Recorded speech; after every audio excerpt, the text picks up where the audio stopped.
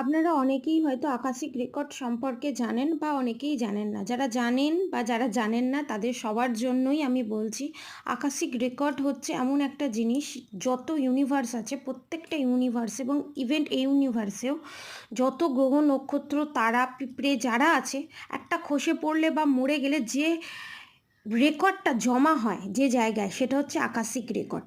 সেরকম আমাদের লাইফেও আমরা যে প্রবলেমে স্টাক থাকি, আমরা বেরোতে পারি না, এবং কোনো রেমেডির মাধ্যমে, কোনো পাথরের মাধ্যমেও যখন আমরা সেই প্রবলেম থেকে বেরোতে পারি না, তখন এই আকাশিক রেকর্ডের সাহায্যে পাস্ট লাইফ রিগ্রেশনের মাধ্যমে আপনাদের প্রবলেম সর্ট আউট করা হয়।